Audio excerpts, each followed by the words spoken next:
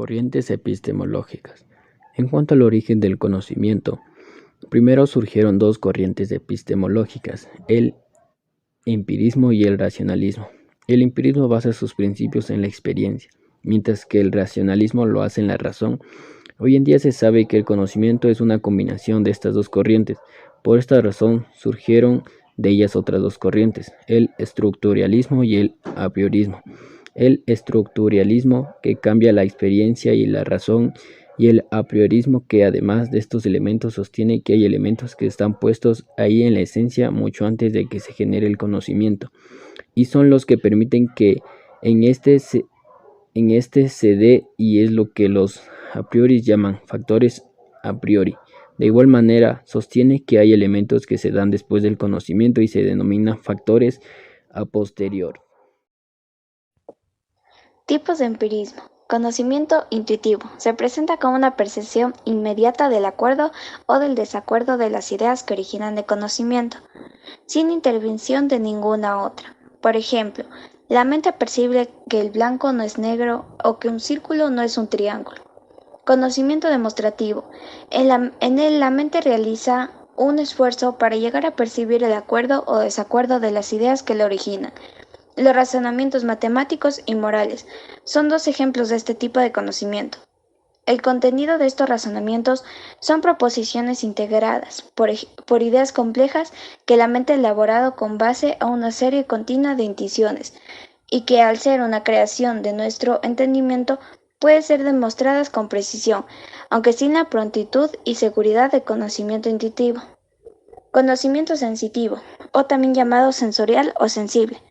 Se trata de aquella percepción de la mente que da cuenta de la existencia de objetos externos particulares del mundo físico, correspondientes a nuestras ideas, y que a través de los sentidos nos proporcionan una evidencia que nos hace dudar. Es decir, el acuerdo o desacuerdo se verifica entre la idea y la existencia de lo que se supone que la causa. Tipos de racionalismo. Racionalismo teológico. Sostiene que Dios es el que guía a la humanidad. Su exponente fue San Agustín. Racionalismo trascendente. Define la creencia de que el mundo de la experiencia siempre está en constante cambio, y por esta razón no se puede confiar en ella. Era apoyado por Platón. Racionalismo inmanente. Está basado en las llamadas ideas innatas de Descartes. Racionalismo lógico. Considera que el pensamiento es la única fuente posible de conocimiento. Principalmente, ¿qué significa el objetivismo? Podríamos considerar que el objetivismo cree en la existencia de una única realidad, conocida por todos del mismo modo e independiente de la mente de cada persona. Por otro lado, Ayn Rand es la principal representante del objetivismo. Ella nació en Rusia, Petersburgo, en 1905. Desde muy joven empezó a escribir guiones y novelas, siendo El manantial y La rebelión de Atlas las novelas que le dieron fama.